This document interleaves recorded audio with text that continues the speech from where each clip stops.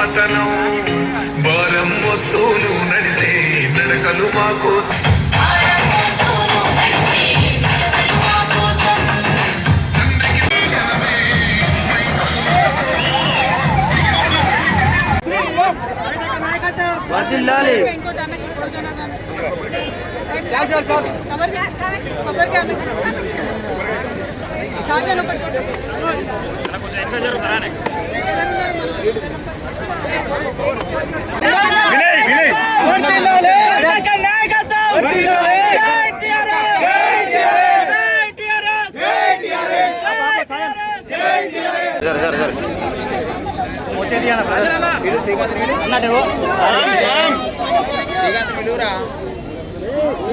అన్న ఇటు తినేద్దరన్నా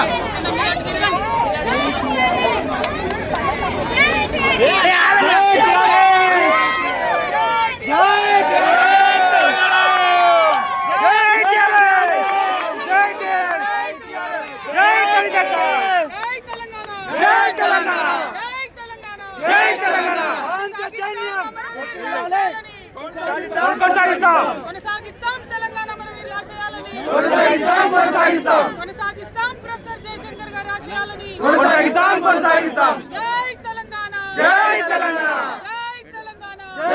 court road మీద పెద్ద ఎత్తున మా యువ మిత్రులందరూ కూడా ర్యాలీతోని స్వాగతం పలికి మా ఆడబిడ్డలందరూ కూడా మరి పెద్ద ఎత్తున తెలంగాణ తల్లి దగ్గర పూలమాల వేసుకొని వారితో కలిసి నడిచి వచ్చి ఇవాళ తెలంగాణ రక్షణ సేన జెండాను ఆవిష్కరించుకోవడం అంటే చాలా గర్వంగా అనిపిస్తూ ఉన్నది. బెల్లంపల్లి ప్రజల యొక్క ఆశీస్సులను వినమ్రంగా చేతులు జోడించి మీ అందరి ఆశీస్సులను టీఆర్ఎస్కి ఇవాళ మనం బెల్లంపల్లిలో చూస్తే ఎలక్షన్ అయిన తర్వాత నుంచి ఎమ్మెల్యే గారు 2 నెలలకు ఒకసారి తప్పితే దర్శనమిచ్చే పరిస్థితి లేదు. మేము రాంగ తొవ్వల రోడ్లు చూసుకుంటూ వస్తే కోర్టు రోడ్డు పరిస్థితి చాలా అధ్వానంగా ఉంది. మరి ఇంత అధ్వానంగా ఉన్న కాంగ్రెస్ గవర్నమెంట్ వచ్చి 30 నెలలైనా మా ఆడబిడ్డలకు ఇస్తామన్న 2500 ఇవ్వలేదు, మా ముసలవ్వలకు పెంచుతామన్న పెన్షన్ పెంచలేదు, మా వికలాంగులకు పెంచుతామన్న పెన్షన్ పెంచలేదు. రైతన్నల యొక్క వడ్లు పంట వండినాక నెలల తరబడి కళ్ళాలలో ఉన్నా కూడా పట్టించుకునేటటువంటి నాదులు లేదు. మరి ఇటువంటి కర్కోటకపు కాంగ్రెస్ ప్రభుత్వం నడుస్తూ ఉంది కాబట్టి ఖచ్చితంగా మన ఇంటి పార్టీ తెలంగాణ ప్రాంత అస్తిత్వాన్ని పరిరక్షించేటటువంటి పార్టీ, తెలంగాణ యువతీ యువకుల పక్షాన నిలబడే పార్టీ, తెలంగాణ ఉద్యమకారుల పక్షాన నిలబడే పార్టీ తెలంగాణ రక్షణ సేనగా మీ ముందుకు వచ్చింది. ఇవాళ బెల్లంపల్లిలో మొదటి జెండా ఎగిరేసినాం.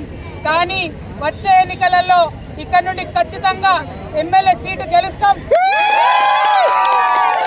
అందరికీ తెలియజేస్తూ మరి బెల్లంపల్లి ప్రజలు టీఆర్ఎస్ పార్టీని ఆశీర్వదించవలసిందిగా కోరుతున్నాను. జై తెలంగాణ, జై తెలంగాణ. కార్యక్రమాన్ని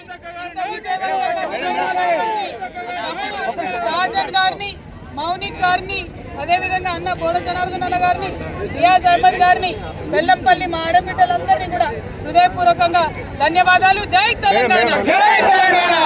మీడియా సైడ్ మేడం, మీరు గత బీఆర్ఎస్ ప్రభుత్వం 10 సంవత్సరాలు తెలంగాణ రాష్ట్ర సాధన యుద్ధంలో మీరు ప్రముఖ పాత్ర వహించారు.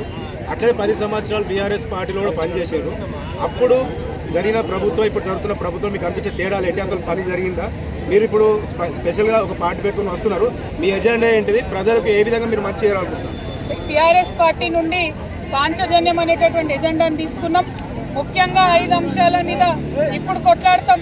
తర్వాత మేము అధికారంలోకి వచ్చినాక ఆ 5 అంశాల మీద ప్రజల పక్షాన నిలబడి పనిచేస్తాం. మొదటిది, ఇవాళ పేద మధ్యతరగతి ప్రజలందరూ కూడా పిల్లలకు స్కూల్ ఫీజులు కట్టలేక దారుణమైన పరిస్థితిలో ఉన్నారు. ఈ ప్రభుత్వాన్ని కోరినాం, మీరు ఫీజు నియంత్రణ చట్టం తేవాలని.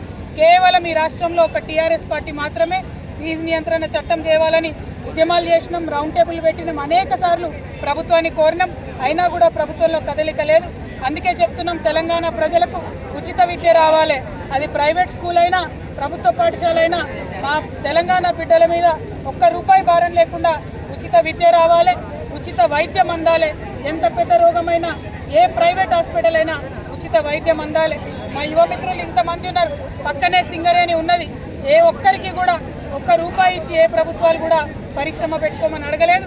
టీఆర్ఎస్ పార్టీ వచ్చిన తర్వాత 2 లక్షల నుంచి 20 కోట్ల వరకు కూడా యువమిత్రులందరికీ లోన్లు ఇచ్చి మీరు పరిశ్రమలు పెట్టుకునేలాగా చేస్తాం. ఉద్యోగాల కోసం ప్రయత్నం